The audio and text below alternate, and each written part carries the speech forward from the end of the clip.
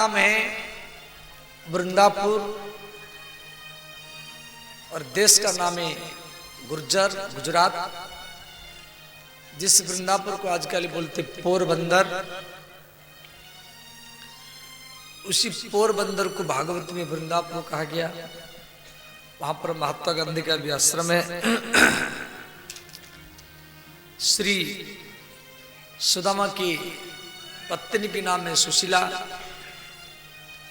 2 संतान थे, जाति में ये ब्राह्मण थे।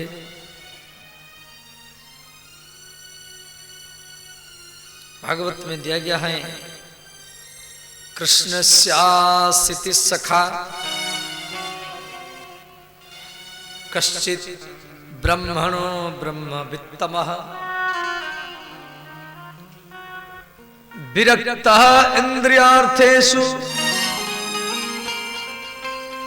प्रशांतात्मा जितेंद्रियः।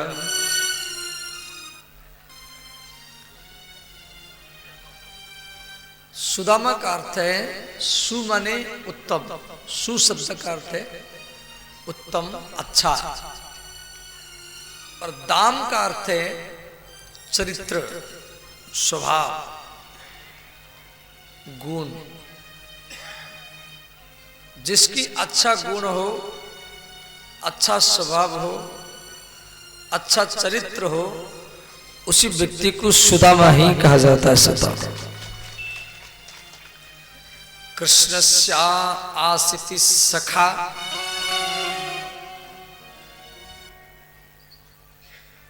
कृष्ण का कोई मित्र था, ऐसे घुमा करके दिया गया है। सुदामा ऐसे डायरेक्ट नहीं लिखा गया, समझिए। कृष्णस्या आसिति सखा, कृष्ण का एक मित्र था। ब्रह्मण ब्रह्मवित्तमः, सुदामा जी ब्राह्मण थे और ब्रह्मवेता थे। ब्रह्मवेता का अर्थ क्या है? वित्त माने धन, वित्त शब्द का अर्थ है धन।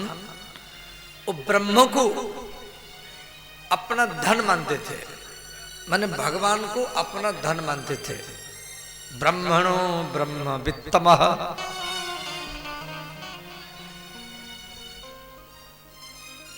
भगवान को अपना धन मानना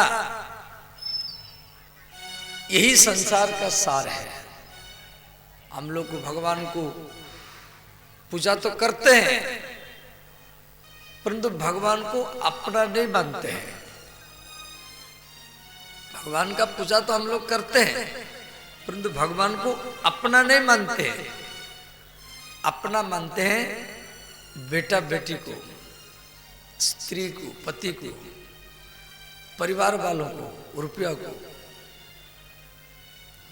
इसलिए हम भगवान से मांगते हैं बेटा चाहिए, बेटी चाहिए, नौकरी चाहिए, धन चाहिए।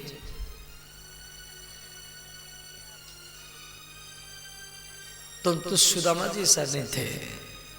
सुदामा जी भगवान को अपना मानते थे। और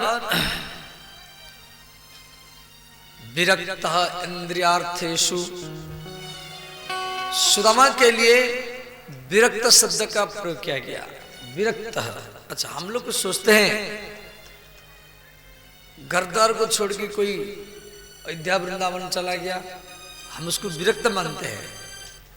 कोई पत्नी को छोड़ के चला गया, कोई बेटा बेटी को छोड़ के चला गया, हिमालय में हरिद्वार में रह रहा है, हम उसको विरक्त मानते हैं। नहीं, ये विरक्त का सामान्य अर्थ है। आप पत्नी को, बच्चों को, परिवार को छोड़ करके वृंदावन में, अयोध्या में, हरिद्वार में कहां भी छुपो तो भी आपको संसार का याद आएगा। संसार का याद, संसार का आक्रमण मन के ऊपर होता है। इसीलिए सुदामा जी पत्नी से विरक्त नहीं थे, सुदामा जी बच्चों से विरक्त नहीं थे, सुदामा जी परिवार से विरक्त नहीं थे, सुदामा जी इंद्रियों से ही विरक्त थे। इंद्रियों से विरक्त होना ये सच्चा विरक्त कहलाता है। इसलिए भागवत में कहा गया विरक्तः इंद्रिया अर्थेषु। सुदामा के इंद्रियां कभी बहिर्मुखी नहीं हुआ, वो इतना संयमित है। और वही सच्चा विरक्त होता है। तो सुदामा जी बहुत गरीबी में जिंदगी जीते थे। घर में वृद्ध पिता है और गांव के बाहर में इनका घर था, छोटी सी झोपड़ी था। कभी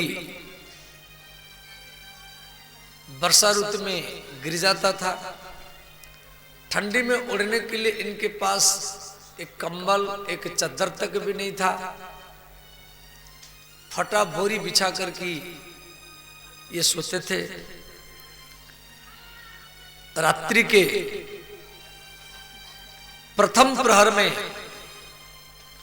जब हर घर घर में दीपक जलता था, डिबिया लालटेन जलता था, लाइट जलता था, सुदामा जी इतना गरीब थे, इनके घर में अंधार रहता था। दीपक जलाने के लिए तेल नहीं था, डिबिया लालटेन जलाने के लिए मिट्टी तेल भी नहीं था। जब सबके घर में पीतल का, कांसे की, स्टील का, एल्युमिनियम का, चांदी का बर्तन है, ग्लास है, कटोरी है, सुदामा जी के घर में मिट्टी के कटोरी, मिट्टी के ग्लास, मिट्टी के लुटिया। श्री सुदामा जी फटा कपड़ा पहन करके रहते थे। इनके पास अच्छा कपड़ा भी नहीं था।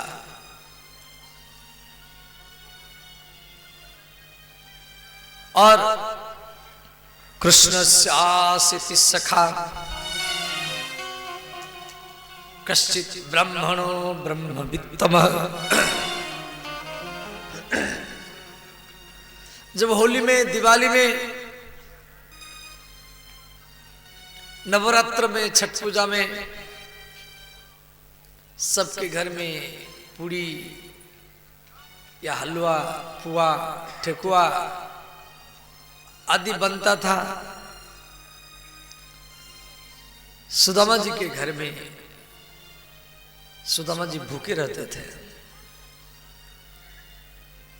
सुदामा जी के बच्चे बोलते थे, पिताजी आज होली है, सबके घर में पुआ खीर बन रहा है, क्या हमारे घर में नहीं बनेगा? तो सुशीला की आंखों में आंसू भर जाता था। सुदामा की पत्नी सुशीला।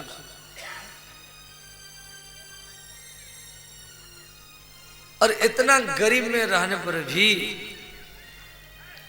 सुदामा जी संतोषी थे, वो भीतर से संतोष थे, संयमी थे, प्रशांतात्मा। भागवत में दिया गया है प्रशांतात्मा जितेंद्रिय। जितेंद्रिय थे, भीतर से संतोष थे, कभी किसको बोलते थे नहीं।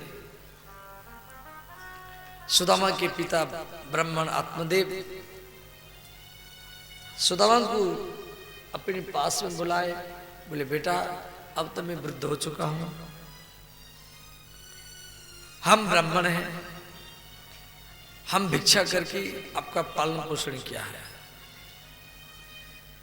तो ब्राह्मण का जीविका है अयाचित वृत्ति, याचित वृत्ति और सिलोंछन वृत्ति। याचित वृत्ति माने बिना मांगे जो मिल जाए। याचित वृत्ति माने 5 घर से डेली भिक्षा करना। और सिलोंछन वृत्ति शिला इकट्ठा करके जीविका चलाना। पुत्र कभी धर्म को नहीं बेच रहा है। रुपया के लालसा से कोई यज्ञ अनुष्ठान, वेद पाठ, पिंडदान आदि नहीं करना है। 5 घर से भिक्षा डेली करना है और भिक्षा करने से तितिक्षा बढ़ता है। भिक्षा तितिक्षा सिखाता है। तितिक्षा समझ जाते हैं? तितिक्षा माने सहनशीलता। भिक्षा में कोई आपको देगा, कोई मना करेगा, कोई जैसे कोई साधु भिक्षा कर रहा है, कोई कंकड़ पत्थर मारेगा, बच्चे छोटे छोटे बच्चे कभी बालू फेंकेंगे, थूक देंगे, गांव के कुत्ते काट लेंगे। ये सब सहन करना पड़ता है और इससे तपस्या बहुत तेजी से बढ़ जाता है। और ये सबको आपको सहन करना है।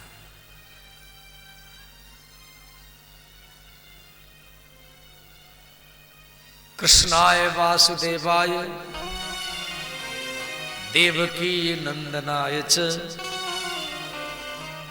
नंद गोप कुमाराय गोविंदाय नमो नमः। इस प्रकार शिक्षा देकर के ब्राह्मण आत्मदेव शरीर त्याग किए। उनका आत्मा परमात्मा में लीन हो गया। सुदामा जी गरीब थे और विशेष जो गरीब होता है उसके घर में रिश्तेदार लोग को भी आना पसंद नहीं करते हैं। और तो सुदामा के घर में रिश्तेदार लोग को नहीं आते थे। सुदामा जी अपने पिता के शरीर को गोदी में लेकर के स्मशान की ओर चले।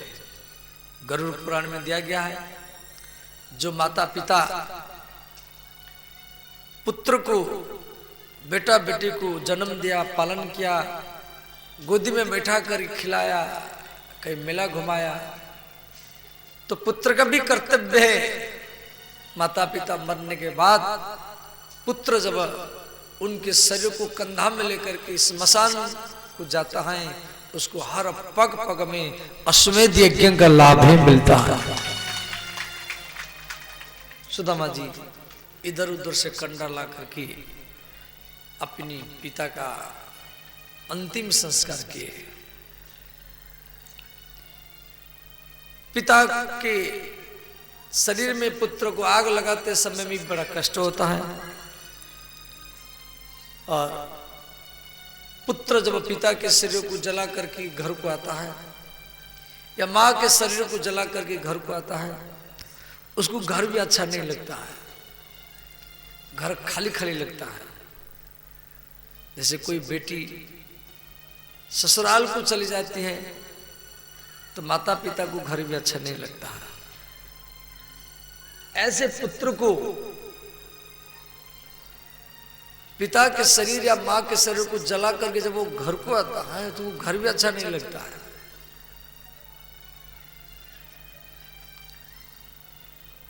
कोई मूर्ति आप पूजा किया और विसर्जन कर दिया, जब विसर्जन करके आप आते हैं तो आपका मोहल्ला भी आपको अच्छा नहीं लगता है। श्री सुदामा जी ब्राह्मण थे। ब्राह्मण 10 दिन में, क्षत्रिय 12 दिन में, वैश्य 15 दिन में, शूद्र 25 दिन में शुद्ध होता है। तो सुदामा जी सब पिंडदान आदि संस्कार किए। देखो पिता 90 वर्ष का हो और पुत्र 60 वर्ष का हो। पुत्र 60 वर्ष का है, पिता 90 वर्ष का है। फिर भी पिता के नजर में पुत्र बालक होता है। यदि 60 वर्ष का पुत्र है, मान लो कुछ गलत काम कर दिया और समाज के लोग इकट्ठा हुए, पुत्र को दंड देने के लिए समाज से अलग किया जाएगा, कोई बोलेगा नहीं, कोई इसके घर जाएगा नहीं,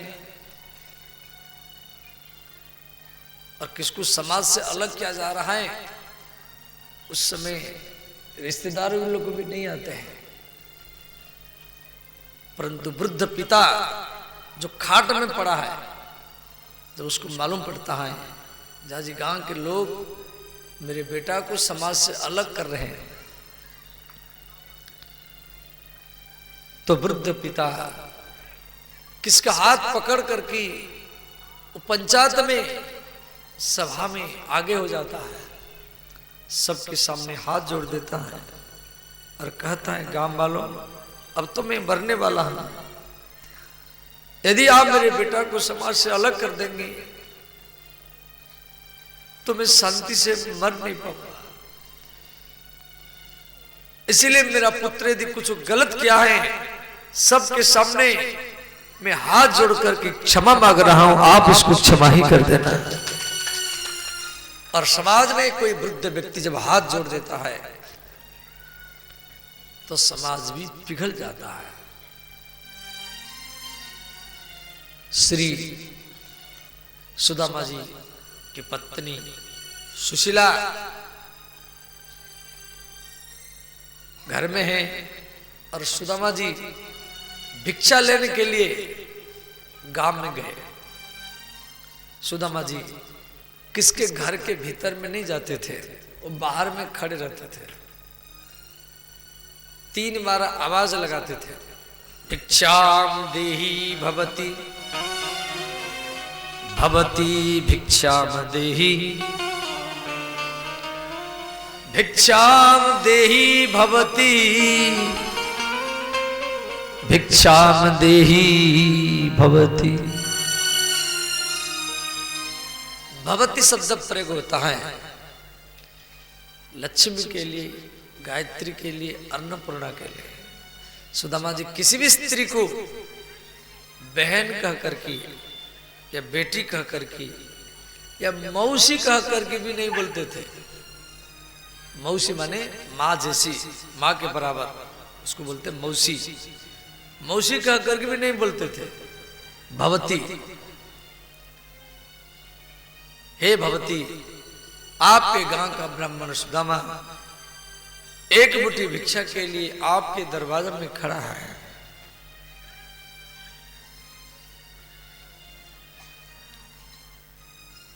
उस स्त्री सुदामा को बोली, ब्राह्मण, आप इसी गल में डेली भिक्षा लेने के लिए आते हैं, आपको संकोच नहीं लगता है?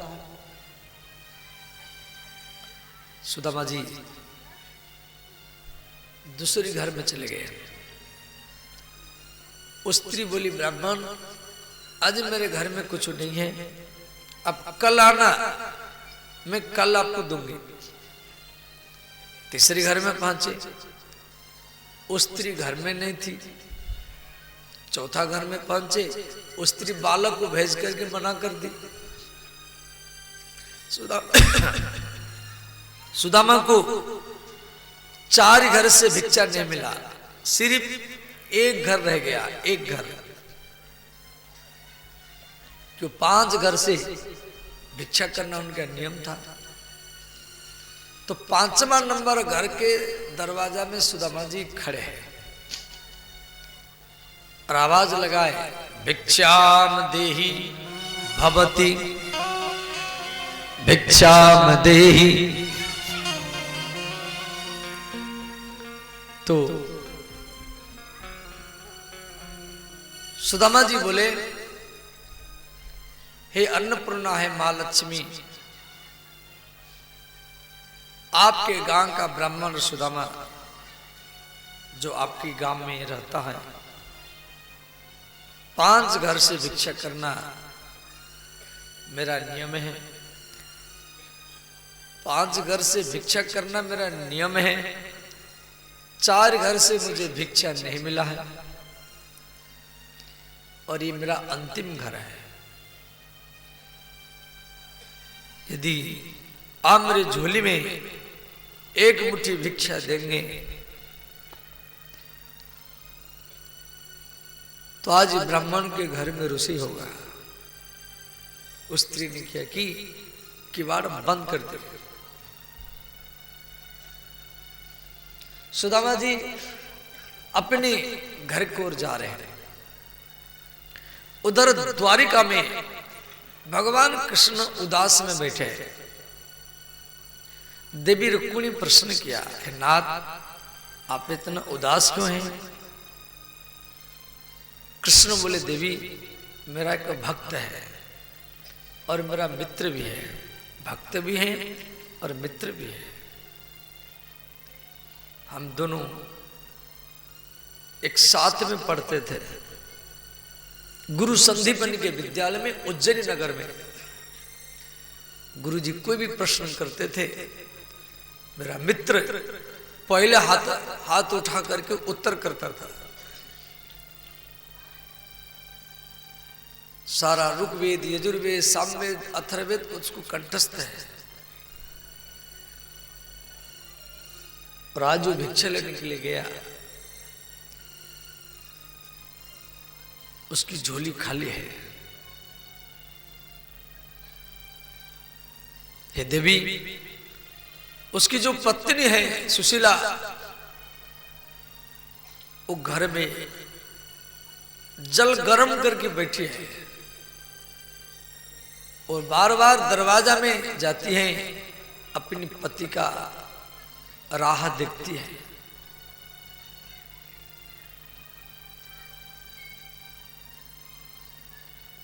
देवी रुक्मिणी सुन करके रोने लगी।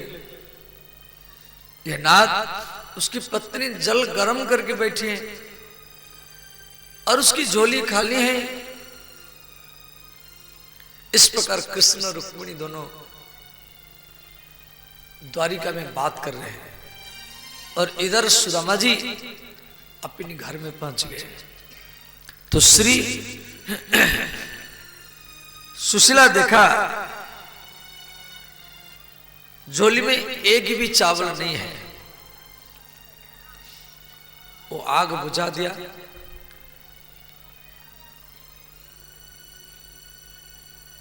सुदामा जी एक कटोरी में जल भर करके लिए, तुलसी डाले,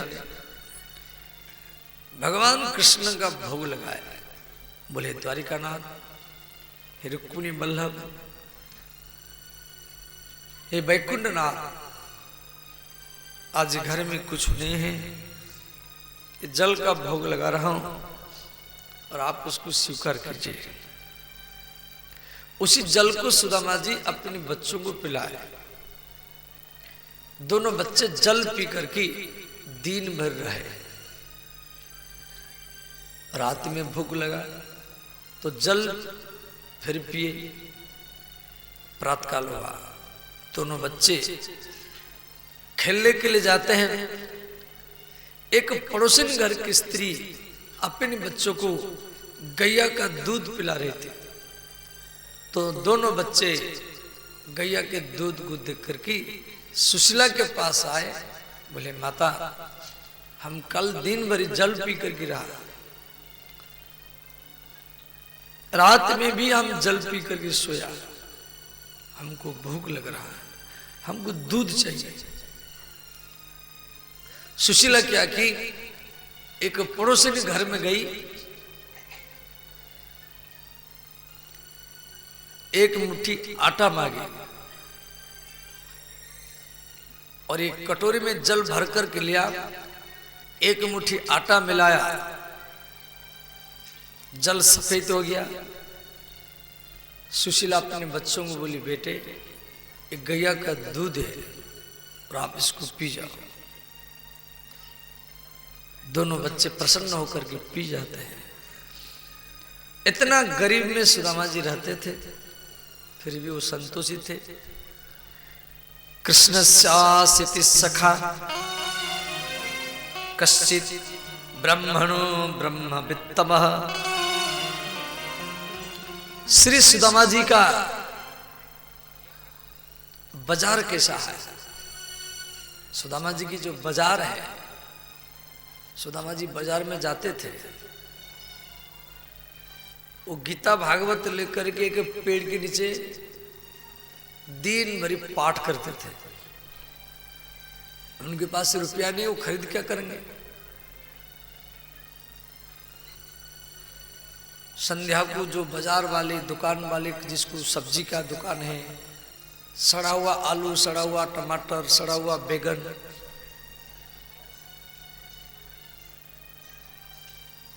उसे वो फेंक देते थे। तो सुदामा जी झोली लेकर के उन सड़े हुए सब्जी को इकट्ठा करते थे और चाकू से काट काट करके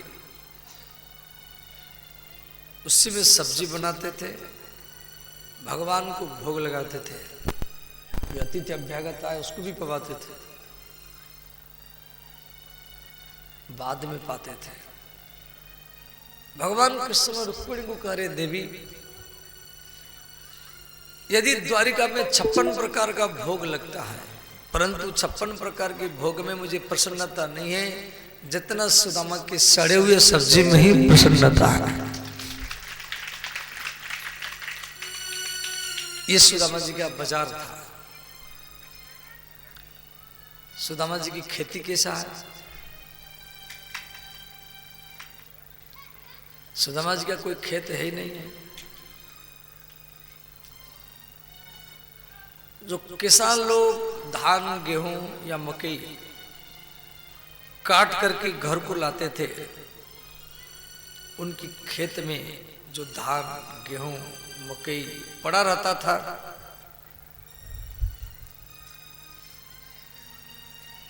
तो सुदामा जी टोकरी लेकर के उन सबको इकट्ठा करते थे, जिसको भागवत में कहा गया शिला, और बिहार की भाषा में बोलते लोढ़ा। लोढ़ा इकट्ठा करके जीविका चलाते थे। एक किसान मन में सोचा, जो आखिर में सुदामा मेरे गांव का ब्राह्मण है, उसका कोई खेत नहीं है,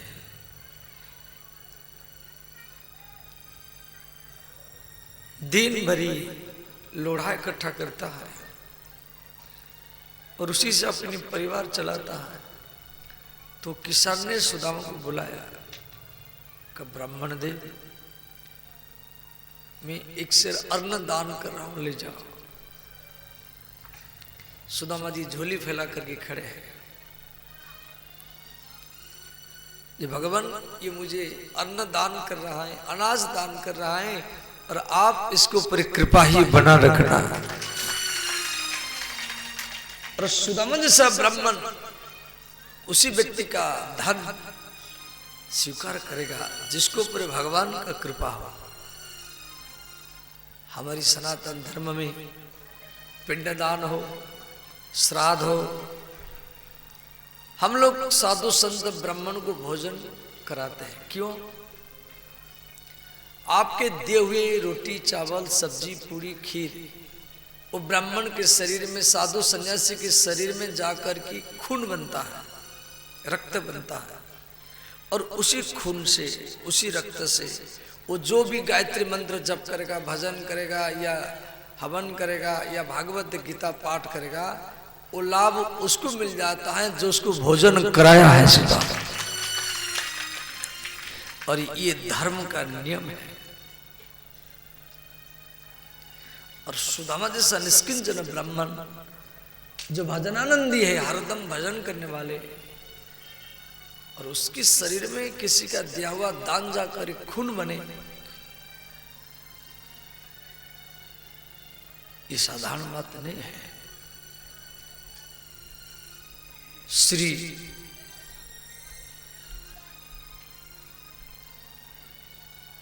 सारा रात सुदामा जी भगवान की भजन में बिता देते थे।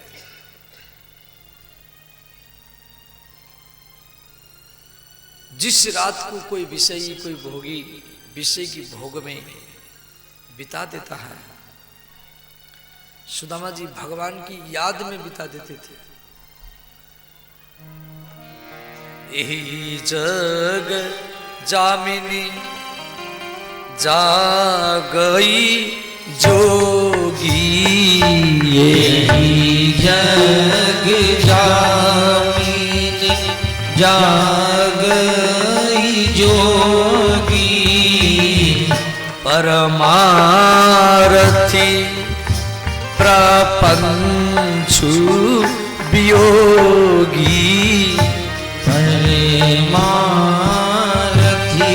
पर पंच वियोगी जानिए जीवन तब जग जागा जानिए जीवन तब जग जागा जब सब विषय विलास विरागा जब सब विषय विलास विरागा श्री राम जय राम जय जय राम श्री राम जय राम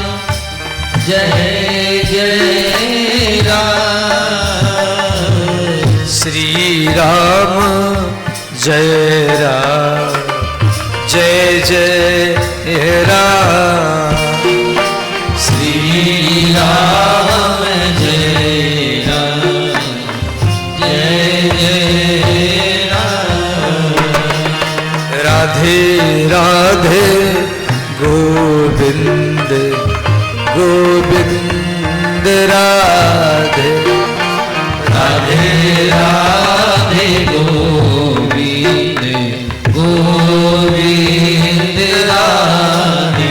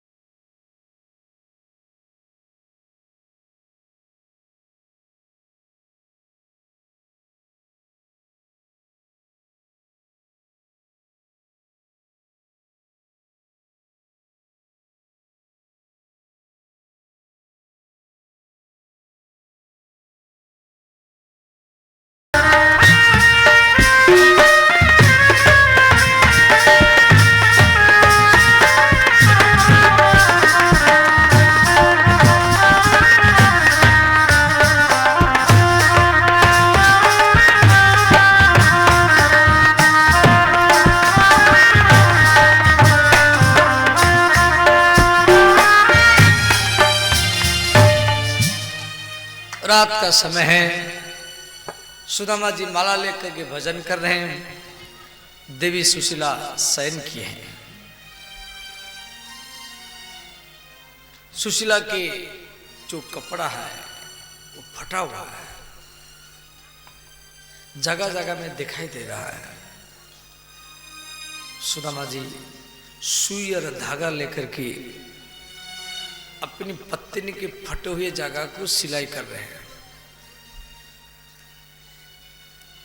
सुशीला का निध टूटा। सुशीला ने कहा, स्वामी आप क्या कर रहे हैं? सुदामा जी बोले, प्रिय कल वट सावित्री है। गांव की सब स्त्रियां, सुहागिन स्त्रियां नया नया कपड़ा पहन करके बरगद पेड़ का पूजा करेगी। परंतु मैं आज तक आपको एक कपड़ा भी दे नहीं पाया, इसलिए फटा हुआ जगह को सिलाई कर दे रहा।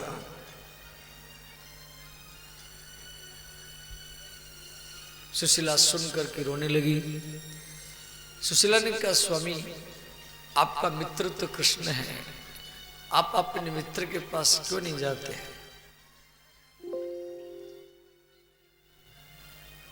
सुदामा जी बोले, कृष्ण मेरे बचपन का मित्र है, वो मुझे भूल गया होगा।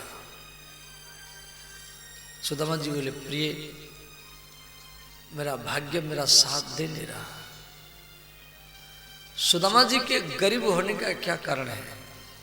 यदि सुदामा जी इतना बड़े विद्वान है, मेधावी है,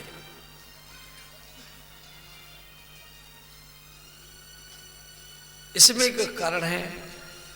जिस समय कृष्ण और सुदामा दोनों गुरु संदीपनि के विद्यालय में उज्जैनी नगर में विद्या अध्ययन करते थे,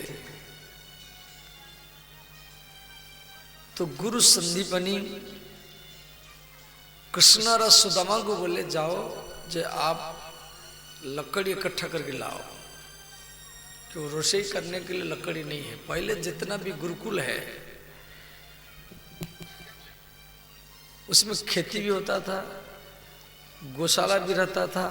आज भी वृंदावन में जितना सब विद्यार्थी है सब खेत करते, गौ सेवा करते हैं। तो गुरु संदीपनि कृष्ण सुदामा को जब विद्या पढ़ाने के लिए, ये लकड़ी इकट्ठा करने के लिए भेजे,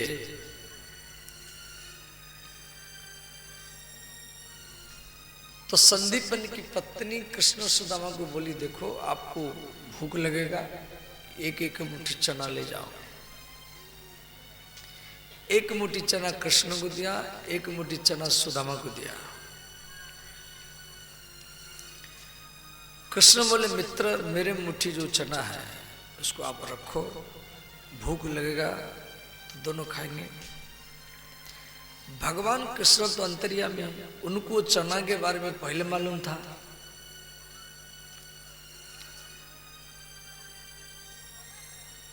तो दोनों मुट्ठी चना सुदामा के पास रहा। दोनों जंगल में जाके लकड़ी इकट्ठा की, अलग अलग जगह में किए, और भयंकर बारिश हुआ। सुदामा को भूख लगा। सुदामा जी क्या किए, वो चना को निकाले। वो चना काला पड़ा हुआ था, कई दिन का माने चना था और उसमें काला पड़ा हुआ था, ताजा चना नहीं था। सुदामा जी वो चना को निगरानी में देखे और समझ गए जैसे चना में किसी तपस्विनी का, किसी ब्रह्मचारिणी का अभिशाप लगा हुआ है। तो श्री वो चना के बारे में कथा है, एक तपस्विनी, एक ब्रह्मचारिणी जंगल में भजन करती थी। तो गांव का एक व्यक्ति उसको डेली 2 मुट्ठी चना डेली देता था, और वो तपस्विनी वो चना को कुटिया में टांग करके नदी में नहाने के लिए गई थी। तो 2 चोर सोचे इसमें कोई सोना चांदी बंधा हुआ है, तो चना को ले गए। देखे चना है तो दोनों चोर क्या किए, 2 मुट्ठी चना को गुरु संदीपनि के गुरुकुल में फेंक दिया। और इधर वो तपस्विनी जब नहा करके आई, भजन की, भजन के बाद में भोजन करने के लिए गई तो चना नहीं मिला।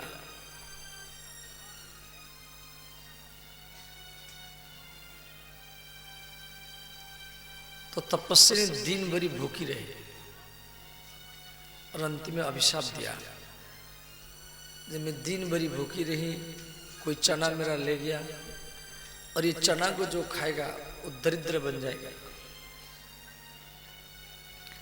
तो उसी चना को संदीपनी की पत्नी कृष्ण सुदामा को दी थी। सुदामा जी चना को देख करके समझ गए कि इसमें अभिशाप लगा हुआ है, क्यों सुदामा जी बड़े विज्ञानी हैं। सुदामा जी अपनी बटकी चना खा गए। अब रहा कृष्ण के बटकी चना। सुदामा जी सोचे यदि मेरा पुत्र कृष्ण इस चना को खाएगा तो दरिद्र बन जाएगा। सुदामा जी मन में ठान लिए मैं दरिद्रता में जिंदगी बिता लूंगा, परंतु अपने मित्र को दरिद्र बनने नहीं दूंगा।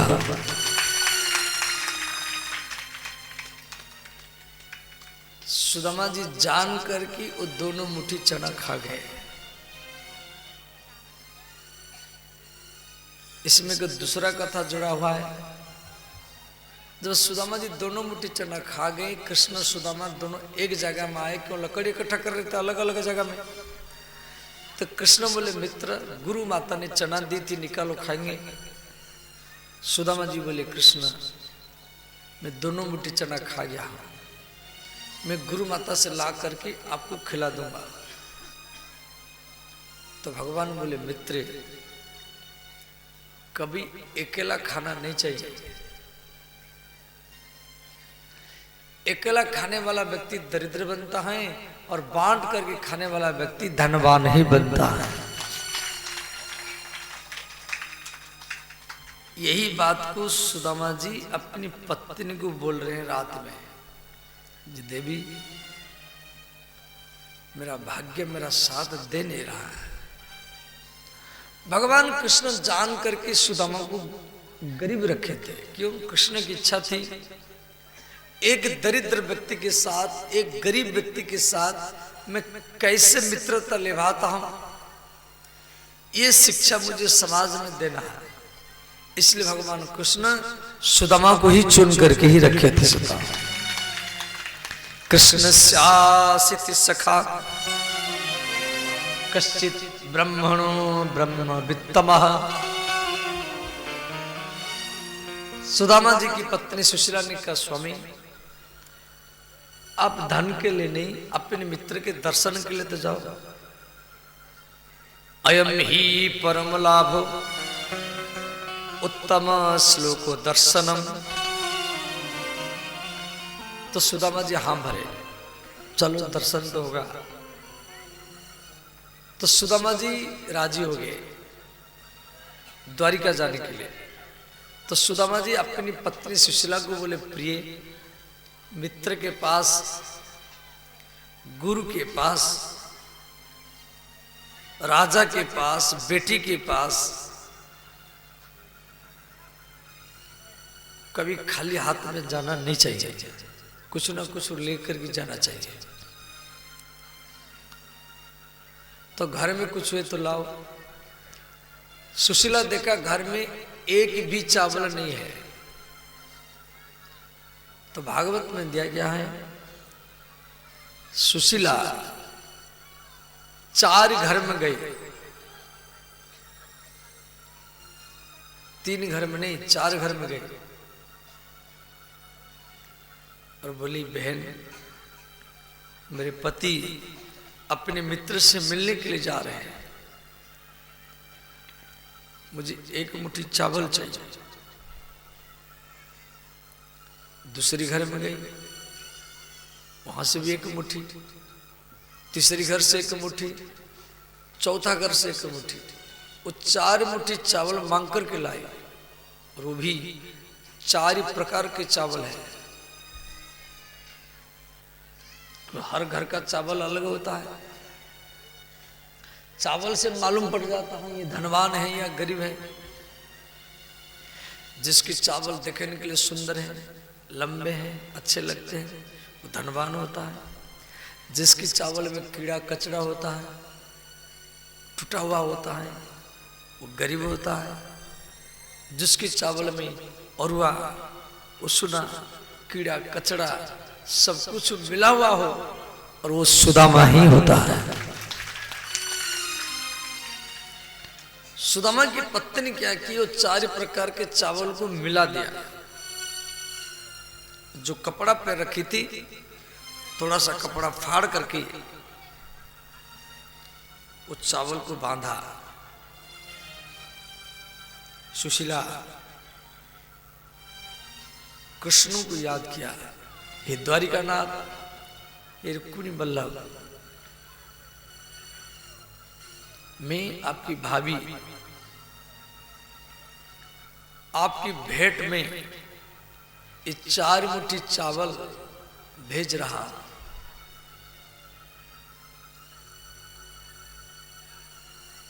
कोई आपकी भेंट में मिठाई डिब्बा, फूल माला, कपड़ा लता, सोना चांदी लेकर के जाता है, और ये 4 मुट्ठी मैं आपकी भेंट में भेज रहा हूं, और आप इसी चावल से परख लेना, ढूंढ लेना आपका मित्र कैसे जिंदगी जीता होगा। और वो चावल को सुशीला सुदामा को दिया। सुदामा जी वो चावल को लेकर के जा रहे हैं।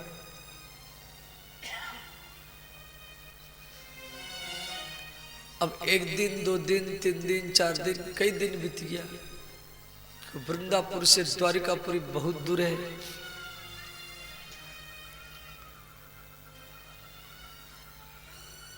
तो श्री भगवान कृष्ण और रुक्मिणी द्वारिका में एक ही पलंग में शयन किए हैं, सोने की पलंग। इधर सुदामा जी जा रहे हैं, उनको कई दिन लग गया, और उधर कृष्ण रुक्मिणी एक पलंग में शयन किए हैं। प्रातःकाल हुआ, भगवान अपने नित्य कर्म करने के लिए चले गए। रुक्मिणी भगवान की चद्दर, कंबल, गद्दा, तकिया सबको इकट्ठा किया। तो श्री कृष्ण के सिर के नीचे जो तकिया था, तकिया वो भिगा हुआ मिला। 1 दिन, 2 दिन, 3 दिन, 4 दिन। तो रुक्मिणी मन में विचार की, ये द्वारिकाधीश मेरे पास में सोते हैं, इनकी गद्दा, चद्दर, कंबल तो अच्छा मिलता है, परंतु सिर के नीचे तकिया ये भीग जाता है, ये क्या कारण है? तो रुक्मिणी अनुमान किया, शायद ये रात में किसको याद करके रोते हैं और इनके आंसू से तकिया भीग जाता है।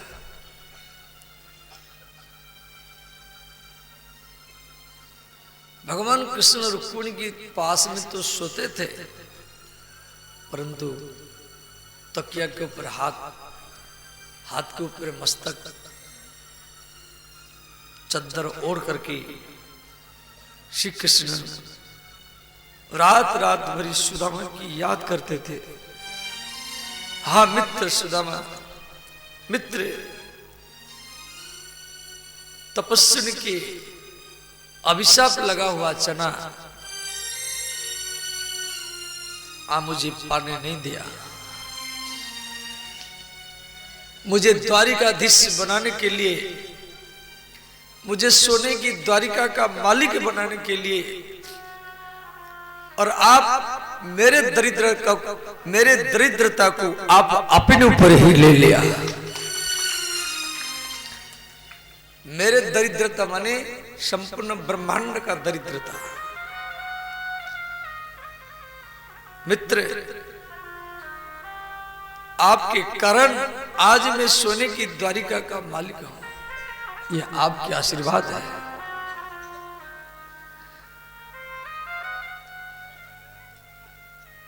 आप मिलने के लिए आ रहे हैं, भूखे प्यास में, नंगे पैर में, ये सब याद करके भगवान रोते थे और तकिया भीग जाता था। इधर सुदामा जी एक नदी के किनारे में बैठे हैं। अब नदी कैसे पार करेंगे? 1 घंटा 2 घंटा 3 घंटा 4 घंटा बीत गया। केवट मल्ला सबको नदी पार करा रहा है। सुदामा जी भी जाके बैठ गए। केवट ने रुपया मांगा। सुदामा जी बोले भैया मुझे मालूम नहीं था कि रास्ता में नदी पड़ेगा। ये मुझे भी जानकार नहीं था कि रास्ता में नदी पड़ेगा। मेरे पास में देने के लिए कुछ भी नहीं है। केवट ने कहा ब्राह्मण नाव से उतर जाओ। सुदामा जी इतना संकोची है, कोई एक बार टोक देता था, दूसरी बार बोलने की मौका नहीं देते थे, तुरंत नाव से उतर गए। वो दिन भरी नदी के किनारे में बैठे रहे। संध्या हुआ। भगवान कृष्ण केवट बनकर के मल्लाह बनकर के संध्या के समय में सुदामा के पास पहुंचे। बोले ब्राह्मण देव यहाँ क्यों बैठे हैं? सुदामा जी बोले नदी पार करना है, अपने मित्र से भेंट करने के लिए जा रहा हूं। मालूम नहीं था रास्ता में नदी पड़ेगा। तो केवट ने कहा आप मेरे नाव में बैठो, हम आपको नदी पार कराएंगे। सुदामा जी बोले भैया मैं पहले की बार बैठा था, मेरे पास कुछ नहीं होने के कारण मुझे नाव से उतार दिया गया। केवट ने कहा नहीं नहीं मुझे कुछ नहीं चाहिए। आप तो ब्राह्मण हैं, कुछ ज्ञान के बात, कुछ भक्ति के बात आप मुझे सुना देंगे और वही हमारी मजदूर माना जाएगा, वही हमारी पारिश्रमिक माना जाएगा। तो सुदामा जी नाव में बैठे और भगवान कृष्ण केवट के रूप में सुदामा को पार करा रहे हैं।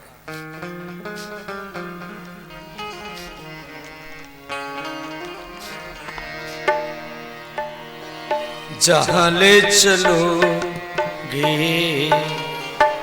वही मैं चलूंगा, जहाँ ले चलोगे वही मैं चलूंगा, जहां ले चलोगे वही मैं चलूंगा, जहाँ ले चलोगे वही मैं चलूंगा, जहां नाथ राखोगे, जहां नाथ राखोगे वही मैं रहूंगा, जहां ले चलोगे वही मैं चलूंगा, जहाँ ले चलोगे वही मैं चलूंगा।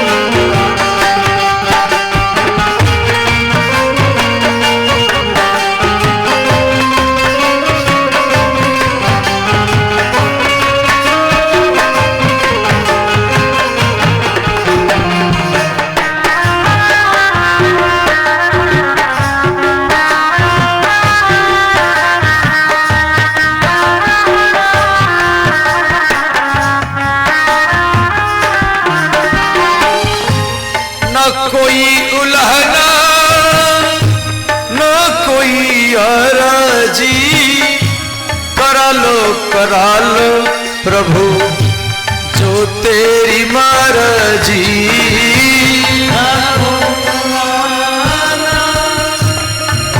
कोई अर्जी, करा लो प्रभु जो तेरी मर्जी,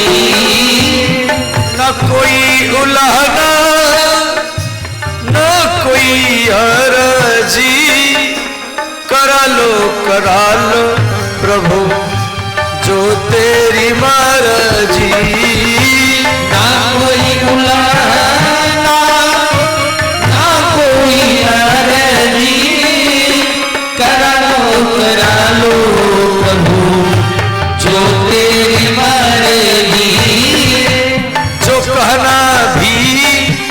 होगा, जो कहना भी होगा तुम्हासे कहूँगा, जहाँ ले चलोगे वही मैं चलूँगा, जहाँ ले चलोगे वही मैं चलूँगा। जहाँ नात राखोगे, जहाँ नात राखोगे वही मैं रहूँगा, जहाँ ले चलोगे वही मैं चलूँगा, जहाँ ले चलोगे वही मैं चलूँगा।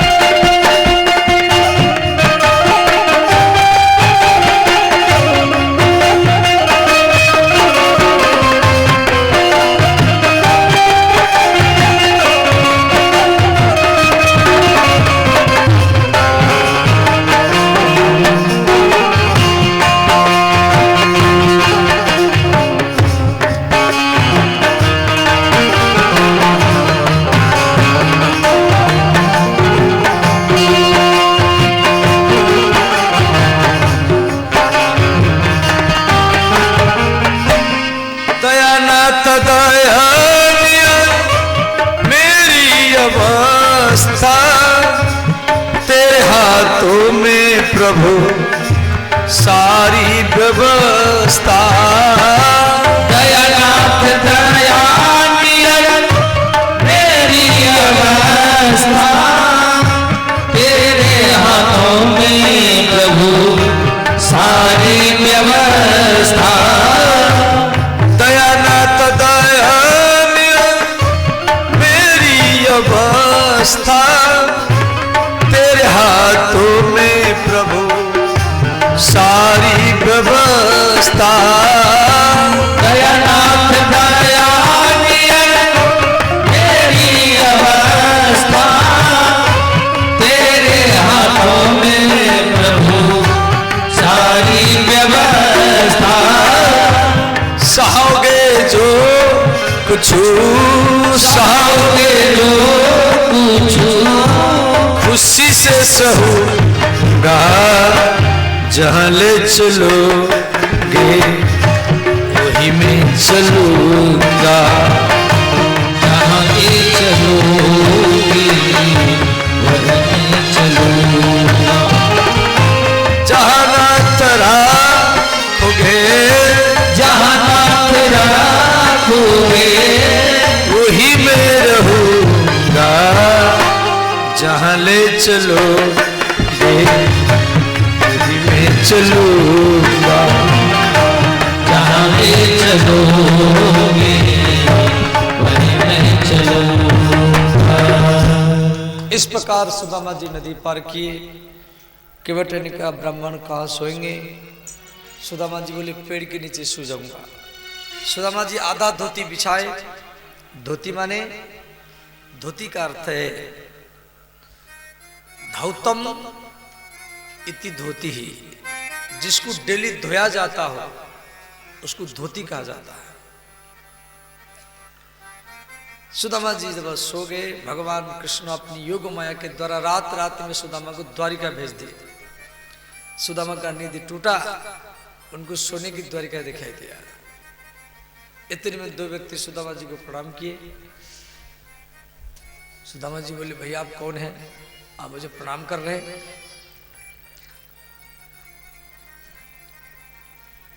दोनों बोले हम भगवान का द्वारपाल हैं, आपकी कंधा में जने हुए ब्राह्मण सोच करके हम प्रणाम किया। सुदामा जी बोले भैया इसी महल में मेरा मित्र रहता है।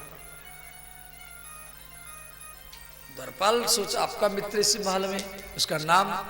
सुदामा जी बोले उसका नाम कृष्ण है। द्वारपाल नाराज हो गया। द्वारपाल ने कहा ब्राह्मण आप पागल तो नहीं है, चले जाओ बाद में आना। सुदामा जी किनारे में बैठ गए। 1 घंटा 2 घंटा 3 घंटा बीत गया। सुदामा जी को भीतर में जाने की अनुमति नहीं मिला। सुदामा जी बैठे बैठे रोने लगे। क्वाहम दरिद्रः पापियान क्व कृष्ण श्री निकेतनः। सुदामा जी सोच रही, क्वा अहम दरिद्रः, कहा मैं का दरिद्र, पापियान अपनी पाप के कारण मैं दरिद्रता में जिंदगी जी रहा हूं। क कृष्ण श्री निकेतनः, कहा कृष्ण सोने की द्वारिका के मालिक हैं और मुझे यहां भीतर में कौन घुसने देगा। और मान लो मैं चला भी जाऊं, मेरा मित्र इसी दरवाजा में कभी निकलेगा, मैं थोड़ा सा दूर से दर्शन कर लूंगा और मैं उसके सामने जाऊंगा, उसको मित्र कहा करके बोलूंगा तो उसके इज्जत में बेइज्जत होगा। मैं जब उसको मित्र कहा करके बोलूंगा तो उसको अच्छा नहीं लगेगा। ये सब सोच करके सुदामा जी रोने लगे। अब द्वारपाल देखा ब्राह्मण रो रहा है। द्वारपाल ने कहा ब्राह्मण देव अब रो रहे हैं। सुदामा जी बोले भैया मैं द्वारिका का नहीं हूं, कई महीना से नंगे पैर में चल करके आ रहा हूं भूखे प्यासे में, परंतु मैं देख रहा हूं यहां भीतर में जाने की मुझे अनुमति नहीं है। द्वारपाल ने कहा ब्राह्मण आप मत रोइए, बताइए अपना परिचय क्या है। सुदामा जी बोले भैया मैं बचपन का मित्र हूं, मेरा नाम सुदामा है, हम दोनों एक साथ में पढ़ते थे। तो द्वारपाल ने महल के भीतर में गया। सुदामा जी तो दरवाजे में बैठे रहे। भगवान कृष्ण सोने की पलंग में बैठे थे। रुक्मिणी सत्यभामा मित्रा लक्ष्मणा भद्रा कालिंदी जाम्बवती अष्टपटरानियों के बीच में कोई जल पिला रही, कोई पंखा कर रही, कोई चरण दबा रही, कोई चमर डुला रहे। द्वारपाल जाकर प्रणाम किया। द्वारिकाधीश के चरण में द्वारपाल का प्रणाम स्वीकार हो। भगवान बोले बताओ क्या बताना चाहते हैं। द्वारपाल ने कहा भगवान आपके दरवाजा में दिन में रात में साधु संत ऋषि मुनि योगी अतिथि अभ्यागत आते रहते हैं और ये आपके दरवाजा का धर्म है। आज तक आपके दरवाजा से कोई खाली हाथ में नहीं गया। और ये एक ऐसा ब्राह्मण आया है, उसका नाम सुदामा है, वो कहता है आपका मित्र है। भगवान जब सुने मेरा मित्र सुदामा मेरा दरवाजा में आकर खड़ा है, जैसे भगवान सुने तुरंत कूद गए, छलांग लगा दी। भगवान का मुकुट, सिर पर जो मुकुट था वो गिर गया, कंधा में जो दुपट्टा था वो भी नीचे गिर गया, भगवान की जूता वो भी गिर गया। भगवान भागते हुए चले गए। भगवान की जितना पत्नी थी मन में विचार की, जो बड़े बड़े राजा महाराजा देवता लोग ऋषि मुनि आते हैं, आज तक द्वारिकाधीश इस प्रकार कभी भागते हुए नहीं गए जिस प्रकार आज इस सुदामा से मिलने के लिए ही भाग रहे हैं। सुदामा जी बार बार होलक होलक करके देख रहे, क्या सच में कृष्ण आएगा? वो क्यों आएगा? मैं एक दरिद्र हूं, को हम दरिद्र पापियान। अब सुदामा जी देखिए सचमुच कृष्ण भीतर से आ रहा है।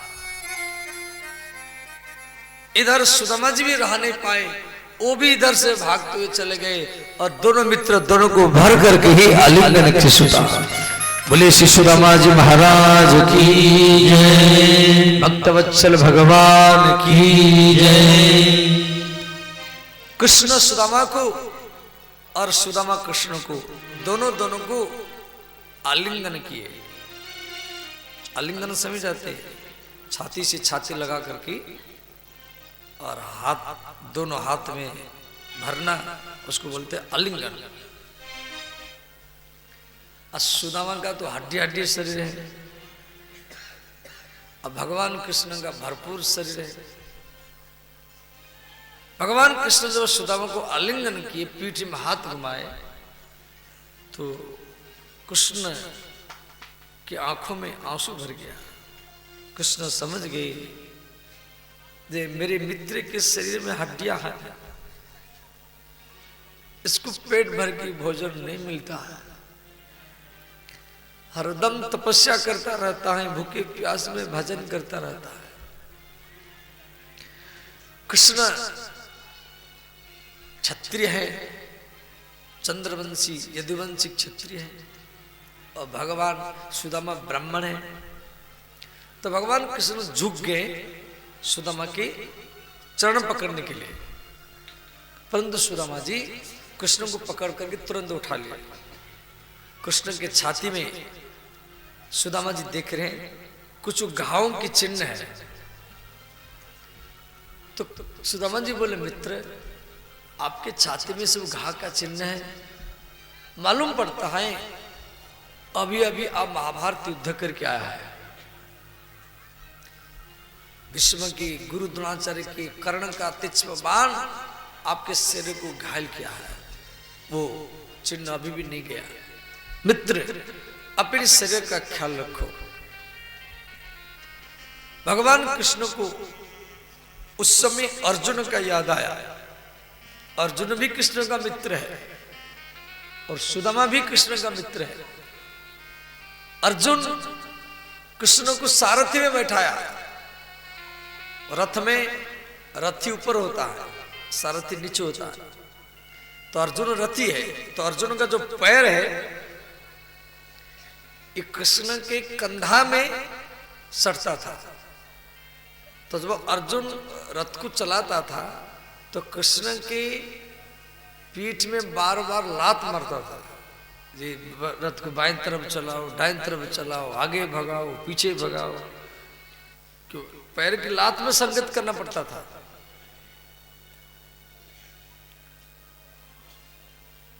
तो बात को कृष्ण याद कर रहे हैं, एक मेरा मित्र अर्जुन है जो रथ में मुझे पैर की लात में मेरे पीठ में संकेत करता था, और मेरे मित्र सुदामा है जो घाव के चिन्हों को देख करके रो रहा।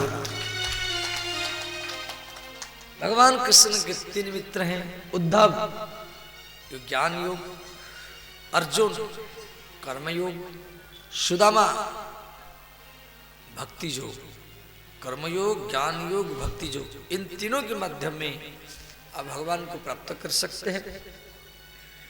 भगवान सुदामा को रथ में, फूल में, नागाड़ा बाजा से स्वागत करते हुए रुक्मिणी के महल में ले गए और रुक्मिणी के सोने के पलंग में लेके बैठा।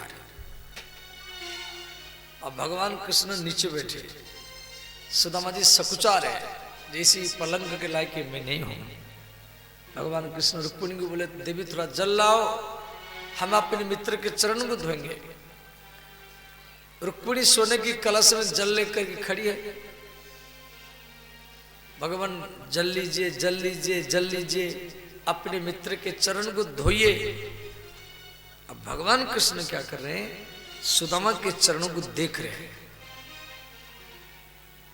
चरण में मिट्टी लगा हुआ है, वो बिना चप्पल जूता के गए हैं।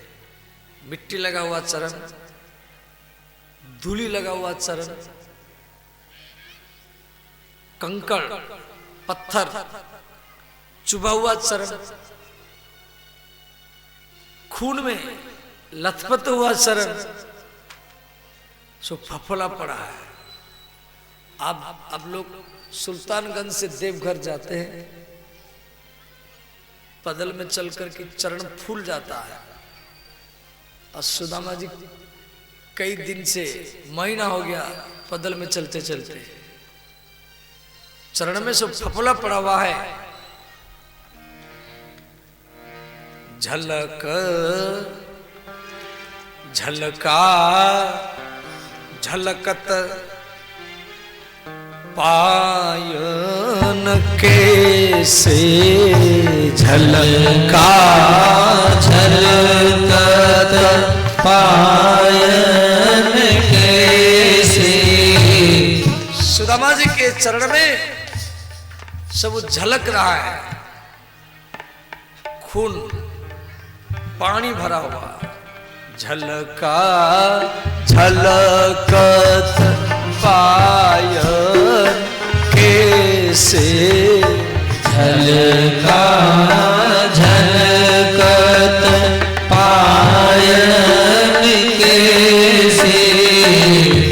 पंकज कन सुगन जैसे। पंकज कन सुगन जैसे। श्री राम जय राम जय जय राम। श्री राम जय राम जय जय राम। उसके बाद श्री सुदामा जी देख रहे जो कृष्ण रो रहा है। भगवान अपने आंसुओं के जल में सुदामा के चरण को धोए। सुदामा जी उठा करके कृष्ण को अपनी गोदी में बिठाए और बोले मित्र आप रो रहे हैं। कृष्ण बोले मित्र मुझे तपस्वी की अभिशाप लगा हुआ चना आप मुझे पाने नहीं दिया, मेरे कारण आप बहुत दुख पाया। सुदामा जी बोले तुझे अब तक वो बात याद है?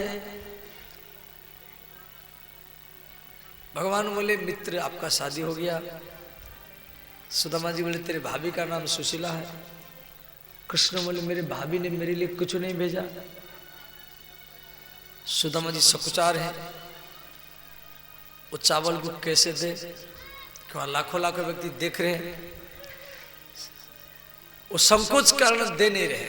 भगवान क्या किए, सुदामा की कांख से उस चावल को खींच लिए। भगवान के हाथ में वो 3 मुट्ठी हुआ कि भगवान का भरपूर हाथ है। ऐसे तो 4 मुट्ठी भेजा था। भगवान 1 मुट्ठी पाए, दूसरी मुट्ठी पाए, तीसरी मुट्ठी पाने के लिए जा रहे हैं। देवी रुक्मिणी भगवान के हाथ से वो चावल ले लिया और चावल को देखा, उसमें अरुआ सुना सब मिला हुआ है। तो रुक्मिणी भगवान को बोले नाथ देखिए ये चावल कैसा है, इसमें अरुआ सुना सब मिला हुआ है। मालूम पड़ता है आपकी भाभी कई घर से मांग करके चावल भेजा है। तो रुक्मिणी महालक्ष्मी का अवतार है। रुक्मिणी क्या कि वो चावल को इतना बढ़ाया, वहां जितना व्यक्ति देख रहे थे सबको 1-1 मुट्ठी दिया और अक्रूर उद्धव को बुला कर कहा देखो ये सुदामा का चावल है, सब घर घर में जाना चाहिए और जिसके घर में चावल जाएगा उसकी दरिद्रता समाप्त हो जाएगा, धन धान्य में ही भर जाएगा। उसके बाद में भगवान अपनी पत्नियों को बुलाए, बोले देवियों मेरे मित्र को स्नान करो। सुदामा जी बोले इतना जल में सिर पर डालूंगा तो बुखार होगा, ठंडा पकड़ेगा। तो एक सरोवर में डाला गया, कृष्ण सुदामा दोनों स्नान किए। उसके बाद में श्री भोजन थाली कृष्ण सुदामा के बीच में रखा गया। कृष्ण सुदामा को, सुदामा कृष्ण को पवाए। भगवान कृष्ण विश्वकर्मा को भेजे, मेरे मित्र के लिए कि सोने के महल बनाओ। विश्वकर्मा वृंदापुर में जाके प्रकट हुआ सुशीला के सामने। सुशीला ने कहा देखो मेरे पति इसी गांव में भिक्षा करते थे, ये गांव वाले मेरे पति के झोली में आटा दाल चावल आलू 1 रुपया 2 रुपया डालते थे। पहले इन गांव वालों का महल बना जाएगा, उसके बाद में ही हमारा बना जाएगा। विश्वकर्मा ने सबके लिए महल बना दिया, सुदामा के लिए भी बनाया, परंतु सुशीला उसे महल में नहीं गई। मेरे पति देव नहीं है, मैं कोई पतिव्रता स्त्री हूँ, नया महल में कैसे जाऊं। इधर भगवान कृष्ण सुदामा का विदाई किए और श्री सुदामा जी पहुंचे। अंतिम में कृष्ण के चरण चिन्ह को देख करके, कृष्ण और कुण के चरण चिन्ह को देख करके सुदामा जी महल में प्रवेश किए, शेष जिंदगी बिताए। ये अत्यंत संक्षेप में आप लोग को श्रवण किया। तो श्री सुदामा जी एक गरीब व्यक्ति होने पर भी भगवान उसके साथ कैसे मित्रता निभाए, इस चरित्र में दिया गया है। आपको भी ऐसे गरीब व्यक्ति के साथ मित्रता निभाना है, जो पिछड़ा हो, अति पिछड़ा हो, दलित हो, महादलित हो। आप दिल्ली, बम्बई, कलकत्ता में या जिला में, पटना में रहने से आप बड़े नहीं माने जाएंगे। कोई सोचेगा मेरा अखबार में आ रहा है या टीवी में आ रहा है, मैं बड़ा व्यक्ति, भूल है। दिल्ली, बम्बई, कलकत्ता में अखबार में, मीडिया में आने से बड़ा नहीं होता है। बड़ा तभी माना जाएगा जब पिछड़ा, अति पिछड़ा हरिजन उनके घर में जाए, उनके पास में बैठे, उनके व्यवहार में उतर जाए। और ये चरित्र भगवान यहां पर देखा है। जो सुदामा इतना गरीब था, उसको भगवान ये जीवन का सार्थकता है।